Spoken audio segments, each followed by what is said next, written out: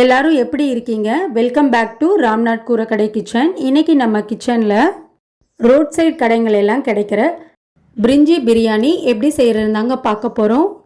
Vegetables எதுவுமே சேர்க்க மாட்டாங்க, வெறும் மீல் மேக்கர் மட்டும் வச்சு செய்வாங்கங்க.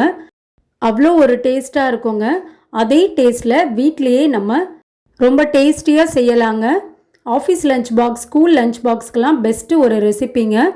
டேஸ்டியான 1 pot ரைஸ் ரெசிபிங்க. வாங்க எப்படி செய்கிறதுன்னு நம்ம வீடியோக்குள்ளே போய் பார்க்கலாம். இந்த ரெசிபி செய்கிறதுக்கு குக்கரில் 5 டேபிள் ஸ்பூன் அளவுக்கு எண்ணெய் சேர்த்துருக்கேங்க. 3 டேபிள் ஸ்பூன் நெய் சேர்த்துருக்கேன். நெய்யும் நல்லா சூடானதுக்கப்புறம் 2 பிரியாணி இலை, 2 ஏலக்காய், 3 கிராம்பு, 1 நட்சத்திர சோம்பு, கல்பாசி ஒரு 3 எடுத்துருக்கேங்க. இப்போ நம்ம எடுத்துருக்க ஸ்பைசஸ் எல்லாம் எண்ணெயில் சேர்த்துக்கலாங்க. ஸ்பைசஸ் எல்லாம் நல்லா பொரிஞ்சதுக்கப்புறம் மீடியம் சைஸ் வெங்காயம் 2 நீல வாக்கில் கட் பண்ணி சேர்த்துக்கிறேங்க. வெங்காயம் சேர்த்துட்டு வெங்காயத்தை கூடவே பச்சை மிளகா 2 சேர்த்துக்கலாங்க. நீங்கள் உங்கள் காரத்துக்கு தகுந்த அளவுக்கு பச்சை மிளகாய் எடுத்துக்கோங்க. நான் கீராமல் முழுசாக தான் நான் சேர்க்குறேங்க. பச்சை மிளகாய் சேர்த்துட்டு நல்லா வதக்கி விட்டுக்கலாம். வெங்காயம் நமக்கு நல்லா பொன்னிறமாக வரணுங்க. இந்த அளவுக்கு வெங்காயம் நல்லா வதங்கியிருக்கணும். இப்போது மிளகாத்தூள் 1 ஸ்பூன் சேர்த்துக்கலாங்க. அடுப்பை லோ ஃப்ளேமில் வச்சுக்கோங்க, இல்லைனா மிளகாத்தூள் கரிஞ்சிரும்.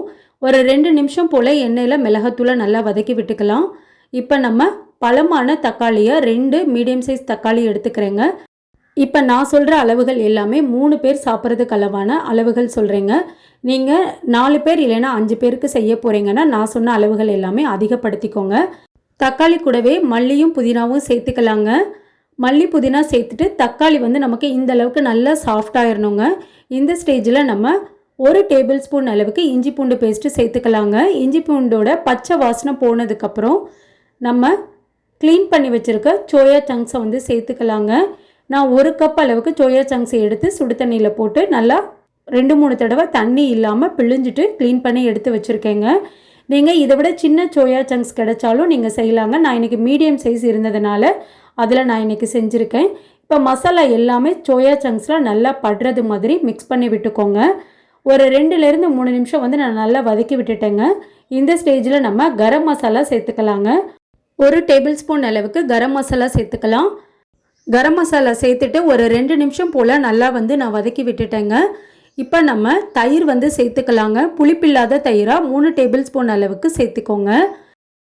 தயிர் சேர்த்துட்டு சோயா சங்க்ஸில் மசாலா எல்லாமே நல்லா நமக்கு இறங்கணுங்க.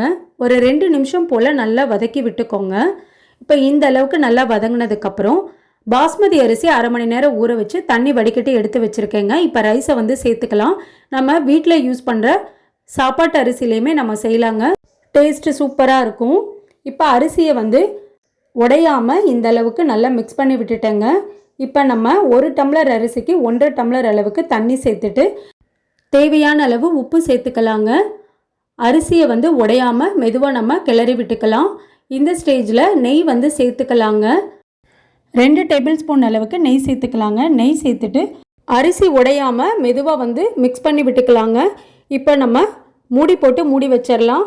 அடுப்பை லோ ஃப்ளேமில் வச்சுட்டு 1 விசில் மட்டும் வச்சு நம்ம எடுத்துக்கலாங்க. இப்போ பாருங்கள், 1 விசில் வச்சு எடுத்தாச்சு. ப்ரெஷர் எல்லாம் நல்லா அடங்கிருச்சு. ஓப்பன் பண்ணி பார்க்கலாம். சூப்பரான பிரிஞ்சி பிரியாணி ரெடிங்க. கம கமன்னு நல்லா வாசனையாக இருக்குது. கொஞ்சம் கூட அடிப்பிடிக்காமல் நல்லா உதிரி உதிரியாக வந்திருக்கு பாருங்கள். இப்போ 1 டேபிள் ஸ்பூன் அளவுக்கு நெய் சேர்த்துக்கலாங்க. சேர்த்துட்டு ஒரு தடவை நல்லா மிக்ஸ் பண்ணி விட்டுக்கலாம். அவ்வளோதாங்க, ரொம்ப டேஸ்டியான பிரிஞ்சி பிரியாணி ரெடி. கண்டிப்பாக நீங்களும் நான் செஞ்ச இதே அளவுகள் படி செஞ்சு பாருங்கள். செஞ்சு பார்த்துட்டு எப்படி இருந்ததுன்னு உங்கள் கமெண்ட்ஸை எனக்கு சொல்லுங்கள். நீங்கள் இப்போ தான் நம்ம சேனலை ஃபர்ஸ்ட் டைம் பார்க்குறீங்கன்னா ராம்நாத் கூரக்கடை கிச்சனை சப்ஸ்கிரைப் பண்ணிக்கோங்க. பக்கத்தில் இருக்க பெல் ஐக்கானையும் கிளிக் பண்ணிவிட்டு ஆல்ன்ற ஆப்ஷனை டிக் பண்ணிக்கோங்க. அப்போ தான் நம்மளோட புது ரெசிபிஸ் நோட்டிஃபிகேஷனில் உங்களுக்கு உடனுக்குடனே வரும். இந்த வீடியோ உங்களுக்கு பிடிச்சிருந்ததுன்னா லைக் பண்ணுங்கள், உங்கள் ஃப்ரெண்ட்ஸ் அண்ட் ஃபேமிலிக்கும் ஷேர் பண்ணுங்கள்.